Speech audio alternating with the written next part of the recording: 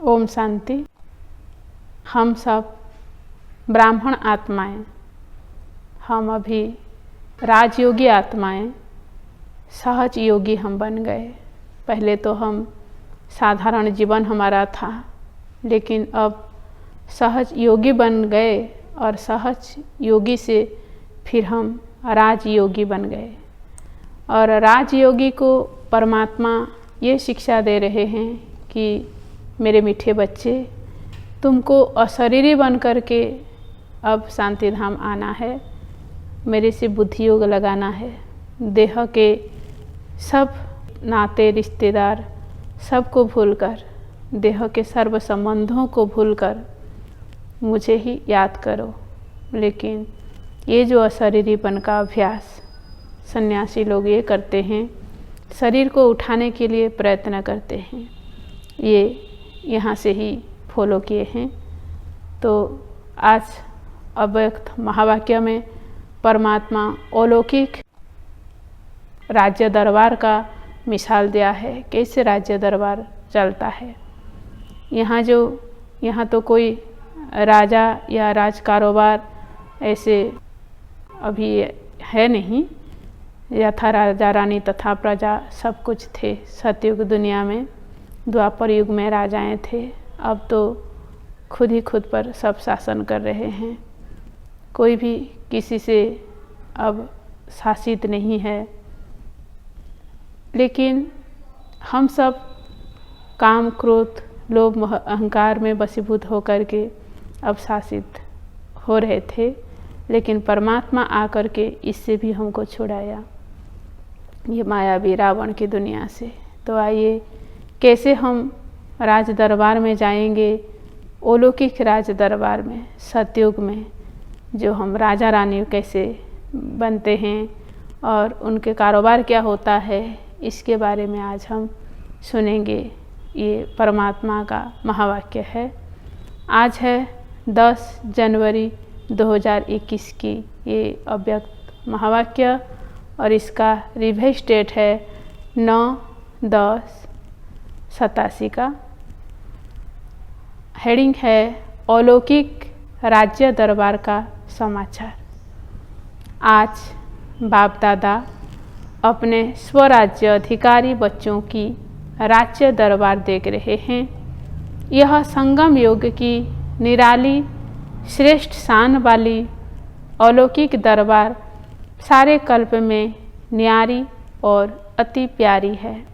इस राज्य सभा की रूहानी रौनक, रूहानी कमल आसन, रूहानी ताज और तिलक, चेहरे की चमक, स्थिति के श्रेष्ठ श्रुति के वायुमंडल में अलौकिक खुशबू अति रमणीक, अति आकर्षित करने वाली है। ऐसे सभा को देख बाप दादा हर एक राज्य अधिकारी आत्मा को देख हर्षित हो रहे हैं। कितनी बड़ी दरबार है। हर एक ब्राह्मण बच्चा स्वराज्य अधिकारी है। तो कितने ब्राह्मण बच्चे हैं। सभी ब्राह्मणों की दरबार इकट्ठी करो तो कितनी बड़ी राज्य दरबार हो जाएगी। इतनी बड़ी राज्य दरबार किसी भी युग में नहीं होती। यही संगम युग की विशेषता है, जो ऊंचे ते ऊंचे बाप के सर्व बच्चे स्वराज्य अधिकारी बनते हैं। वैसे लौकिक परिवार में हर एक बाप बच्चों को कहते हैं कि यह मेरा बच्चा राजा बेटा है। वह इच्छा रखते हैं कि मेरा हर एक बच्चा राजा बने। लौकिक सभी बच्चे राजा बन ही नहीं सकते। यह कहावत परमात्मा बाप की कॉपी की है। इस समय बाप दादा के सब बच्चे राजयोगी अर्थात स्व के राजे नंबरवार जरूर है, लेकिन है सभी राजयोगी, प्रजा योगी कोई नहीं है। तो बाप दादा बेहद की राज्य सभा देख रहे थे। सभी अपने को स्वराज्य अधिकारी समझते हो ना। नए नए आए हुए बच्चे राज्य अधिकारी हो व अभी बनना है। नए नए हैं तो मिलना जुलना सीख रहे हैं। अव्यक्त बाप की अव्यक्त बातें समझने की भी आदत पड़ती जाएगी। फिर भी इस भाग्य को अभी से भी समय पर ज़्यादा समझेंगे कि हम सभी आत्माएं कितनी भाग्यवान हैं। तो बाप दादा सुना रहे थे अलौकिक राज्य दरबार का समाचार। सभी बच्चों के विशेष ताज और चेहरे की चमक के ऊपर न चाहते भी अटेंशन जा रहा था।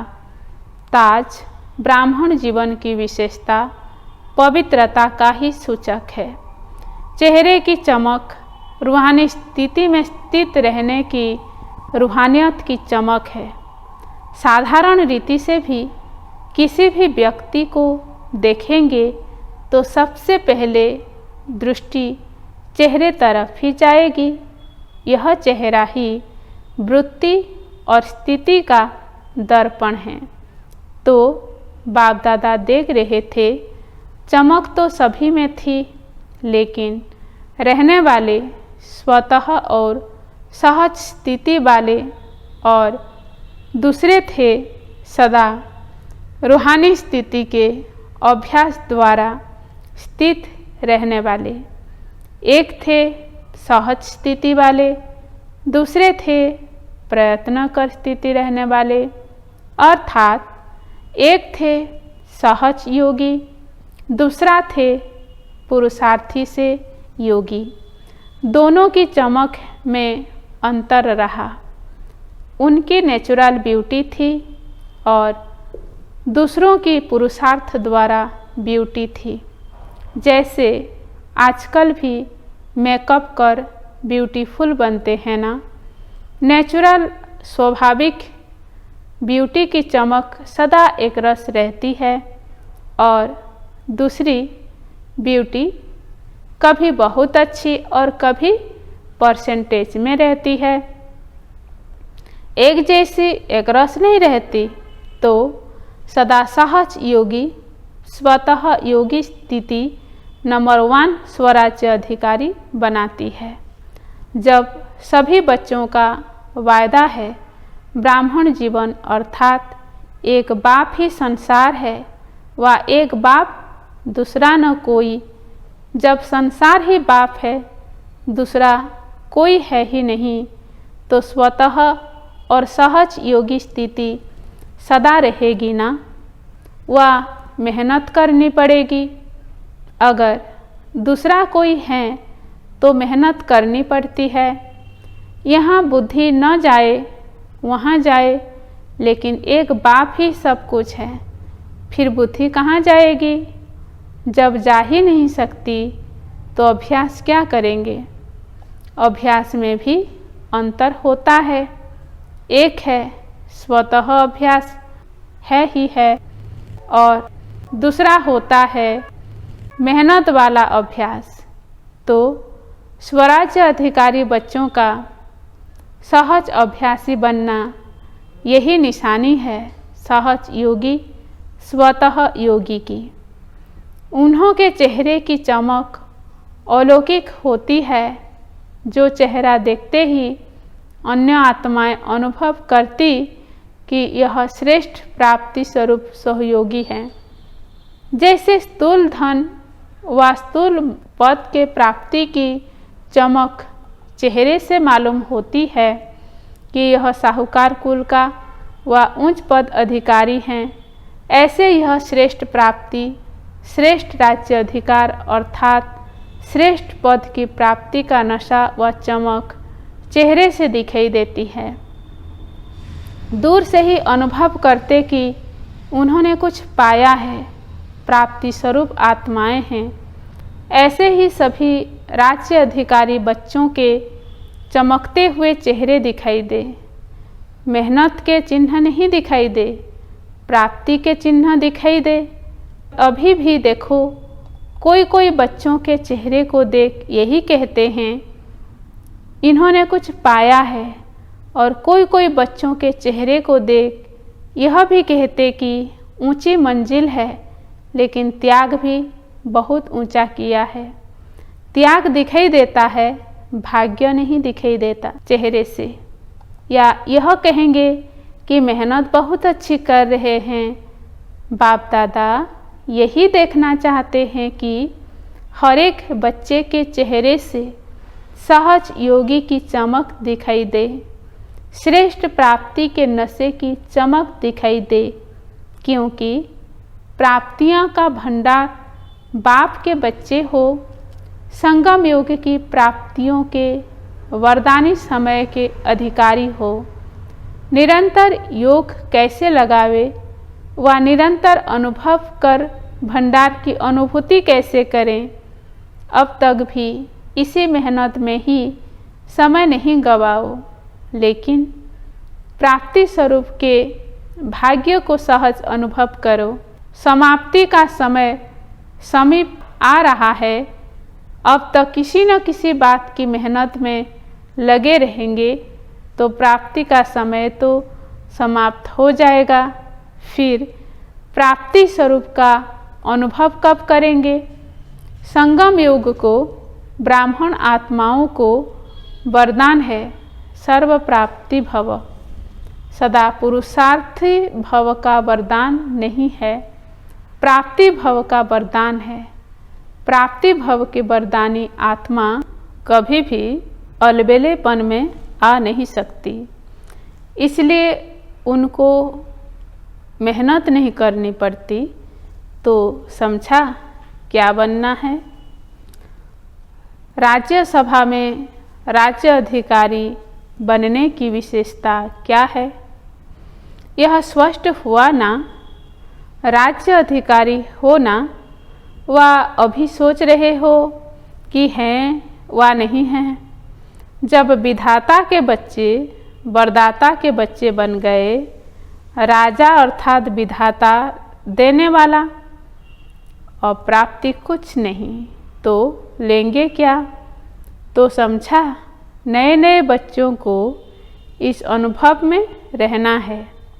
युद्ध में ही समय नहीं गंवाना है। अगर युद्ध में ही समय गंवाया तो अंतमति भी युद्ध में रहेंगे।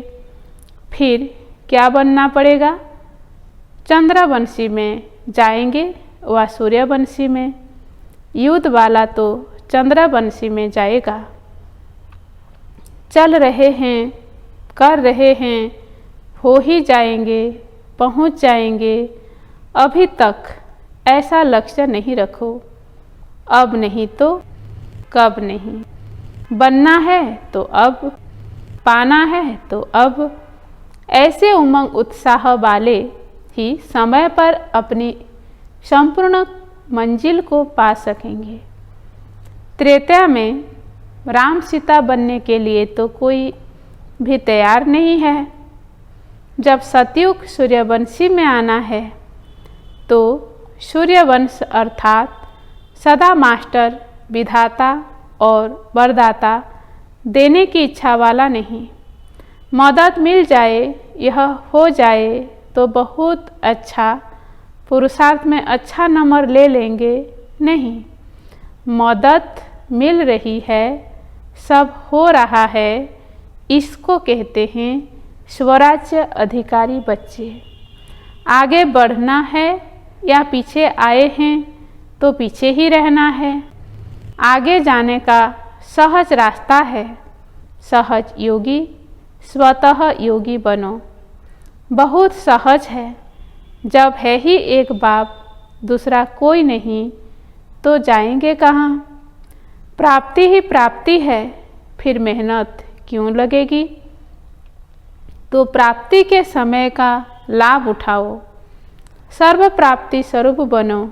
समझा। बाप दादा तो यही चाहते हैं कि एक एक बच्चा, चाहे लास्ट आने वाला, चाहे स्थापना के आदि में आने वाला, हर एक बच्चा नंबर 1 बने। राजा बनना न कि प्रजा। अच्छा, महाराष्ट्र और मध्य प्रदेश का ग्रुप आया है। देखो महाशब्द कितना अच्छा है। महाराष्ट्र तान भी महाशब्द का है और बनना भी महान है। महान भी बन गए ना, क्योंकि बाप के बने माना महान बने। महान आत्माएं हो, ब्राह्मण अर्थात महान। हर कर्म महान, हर बोल महान, हर संकल्प महान है। अलौकिक हो गए ना, तो महाराष्ट्र वाले सदा ही स्मृति स्वरूप बनो कि महान है। ब्राह्मण अर्थात महान चोटी है ना। मध्य प्रदेश सदा मध्याजी भव के नशे में रहने वाले, मनमना भव के साथ मध्याजी भव का भी वरदान है।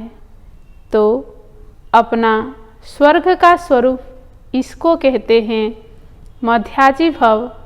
तो अपने श्रेष्ठ प्राप्ति के नशे में रहने वाले अर्थात मध्याजी भव के मंत्र के स्वरूप में स्थित रहने वाले, वह भी महान हो गए। मध्याजी भव के है तो मनमना भव भी जरूर होंगे। तो मध्य प्रदेश अर्थात महामंत्र का स्वरूप बनने वाले, तो दोनों ही अपनी अपनी विशेषता से महान है। समझा कौन हो? जब से पहला पाठ शुरू किया वह भी यही किया कि मैं कौन। बाप भी वही बात याद दिलाते हैं, इसी पर मनन करना। शब्द एक ही है कि मैं कौन, लेकिन इसके उत्तर कितने हैं? लिस्ट निकालना। मैं कौन? अच्छा, चारों ओर के सर्व प्राप्ति स्वरूप श्रेष्ठ आत्माओं को, सर्व अलौकिक राज्यसभा अधिकारी महान आत्माओं को, सदा रूहानियत की चमक धारण करने वाले विशेष आत्माओं को, सदा स्वतः योगी सहज योगी ऊंचे ते ऊंची आत्माओं को, ऊंचे ते ऊंचे बाप दादा को स्नेह संपन्न याद प्यार स्वीकार हो। अव्यक्त बाप दादा से डबल विदेशी भाई बहनों की मुलाकात है। डबल विदेशी अर्थात सदा अपने स्वस्वरूप स्वदेश स्वराज्य की स्मृति में रहने वाले। डबल विदेशियों को विशेष कौन सी सेवा करनी है? अभी साइलेंस की शक्ति का अनुभव विशेष रूप से आत्माओं को करना, यह भी विशेष सेवा है। जैसे साइंस की पावर नामी ग्रामी है ना, बच्चे बच्चे को मालूम है कि साइंस क्या है, ऐसे साइलेंस पावर साइंस से भी ऊंची है। वह दिन भी आना है, साइलेंस के पावर की प्रत्यक्षता अर्थात बाप की प्रत्यक्षता। जैसे साइंस प्रत्यक्ष प्रूफ देखा रही है, वैसे साइलेंस पावर का प्रैक्टिकल प्रूफ है आप सबका जीवन। जब इतने सब प्रैक्टिकल प्रूफ दिखाई देंगे तो ना चाहते हुए भी सभी की नज़र में सहज आ जाएंगे। जैसे यह मैंने पिछले वर्ष पीस का कार्य किया ना, इसको स्टेज पर प्रैक्टिकल में दिखाया। ऐसे ही चलते फिरते पीस के मेडल दिखाई दे तो साइंस वालों की भी नज़र साइलेंस वालों के ऊपर अवश्य जाएगी। समझा? साइंस की इन्वेंशन विदेश में ज़्यादा होती है, तो साइलेंस की पावर का आवाज़ भी वहाँ से सहज फैलेगा। सेवा का लक्ष्य तो है ही, सभी को उमंग उत्साह भी है।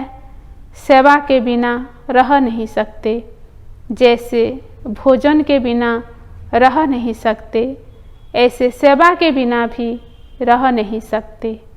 इसलिए बाप दादा खुश है। अच्छा, पार्टियों से अव्यक्त बाप दादा की मुलाकात।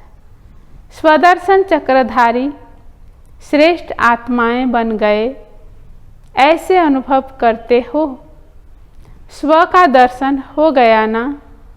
अपने आप को जानना अर्थात स्व का दर्शन होना और चक्र का ज्ञान जानना अर्थात स्वदर्शन चक्रधारी बनना। जब स्वदर्शन चक्रधारी बनते हैं तो और सब चक्र समाप्त हो जाते हैं।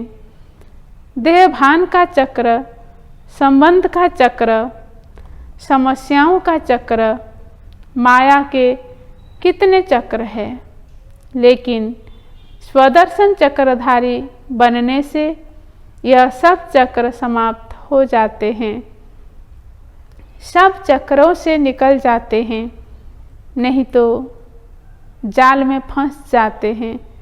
तो पहले फंसे हुए थे, अब निकल गए। 63 जन्मों तो अनेक चक्रों में फंसते रहे और इस समय इन चक्रों से निकल आए, तो फिर फंसना नहीं है। अनुभव करके देख लिया ना, अनेक चक्रों में फंसने से सब कुछ गंवा दिया और स्वदर्शन चक्रधारी बनने से बाप मिला तो सब कुछ मिला।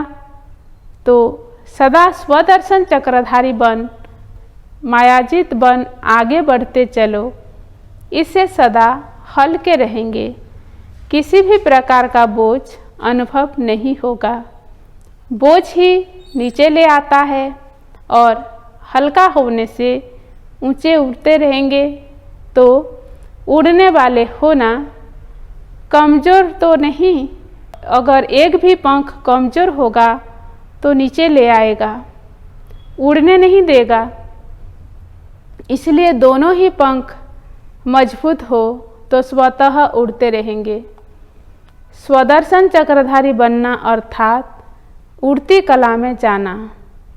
अच्छा, राज योगी श्रेष्ठ योगी आत्माएं होना, साधारण जीवन से सहज योगी राज योगी बन गए। ऐसे श्रेष्ठ योगी आत्माएं सदा ही अतीन्द्रिय सुख के झूले में झूलती है। हठ योगी योग द्वारा शरीर को ऊंचा उठाते हैं और उड़ने का अभ्यास करते हैं। वास्तव में आप राजयोगी ऊंची स्थिति का अनुभव करते हो, इसको ही कॉपी करके वो शरीर को ऊंचा उठाते हैं। लेकिन आप कहाँ भी रहते ऊंची स्थिति में रहते हो। इसलिए कहते हैं योगी ऊंचा रहते हैं, तो मन की स्थिति का स्थान ऊंचा है, क्योंकि डबल लाइट बन गए हो। वैसे भी फरिश्तों के लिए कहा जाता है, फरिश्तों के पाँव धरनी पर नहीं होते। फरिश्ता अर्थात जिसका बुद्धि रूपी पाँव धरती पर न हो, देहभान में न हो, देहभान से सदा ऊंचे, ऐसे फरिश्ते अर्थात राजयोगी बन गए। अभी इस पुरानी दुनिया से कोई लगाव नहीं। सेवा करना अलग चीज़ है, लेकिन लगाव न हो। योगी बनना अर्थात बाप और मैं, तीसरा न कोई। तो सदा इसी स्मृति में रहो कि हम राजयोगी हैं, सदा फरिश्ते हैं। इस स्मृति से सदा आगे बढ़ते रहेंगे। राजयोगी सदा बेहद का मालिक है, हद के मालिक नहीं। हद से निकल गए, बेहद का मालिक मिल गया, इसी खुशी में रहो। जैसे बेहद का बाप है, वैसे बेहद की खुशी में रहो, नशे में रहो। अच्छा, फिर विदाई के समय बाप दादा ने कहा, सभी अमृत वेले के वरदानी बच्चों को वरदाता बाप की सुनहरी याद स्वीकार हो। साथ साथ सुनहरी दुनिया बनाने की सेवा के सदा प्लान मनन करने वाले और सदा सेवा में दिल व जान, सीख व प्रेम से, तन मन धन से सहयोगी आत्माएं सभी को बाप दादा गुड मॉर्निंग, डायमंड मॉर्निंग कर रहे हैं और सदा डायमंड बन इस डायमंड युग की विशेषता को बाप दादा और वर्षे में लेकर स्वयं भी सुनहरी स्थिति में स्थित रहेंगे और औरों को भी ऐसे ही अनुभव कराते रहेंगे। तो चारों ओर के डबल हीरो बच्चों को डायमंड मॉर्निंग हम बच्चों की तरफ से भी बाप दादा को याद प्यार और good morning, diamond morning, golden morning आज का वरदान है।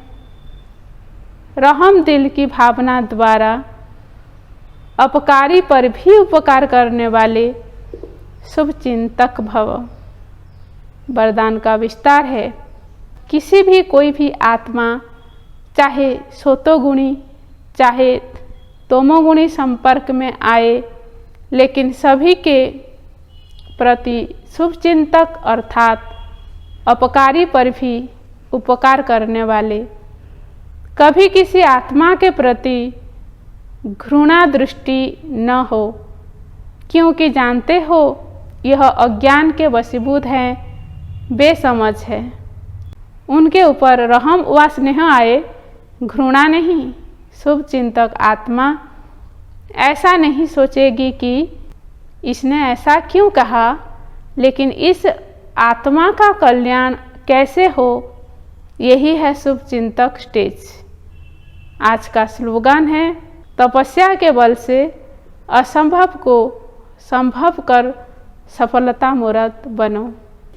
18 जनवरी निमित्त ब्रह्मा बाबा के 18 कदम। आज 10 नंबर पॉइंट है, सर्वगुणों में मास्टर सागर। ब्रह्मा बाबा सर्वगुणों में मास्टर सागर थे। जैसे ब्रह्मा बाप सर्वगुणों में मास्टर सागर बने, सर्व शक्तियों का वर्षा प्रैक्टिकल जीवन में अनुभव किया, साथ साथ आत्मा को जो श्रेष्ठ व महान स्टेज हैं, संपूर्ण निर्विकारी, सर्वगुण संपन्न, 16 कला संपन्न, मर्यादा पुरुषोत्तम और संपूर्ण अहिंसक, इस महानता को जीवन में लाया। ऐसे आप बच्चे भी सर्वगुणों सर्व कलाओं में संपन्न बनो, सर्व शक्तियों को अनुभव में लाते हुए सर्वगुणों में मास्टर सागर बनो, तब वरदानी महादानी स्वरूप से सेवा कर सकेंगे। अच्छा, ओम शांति।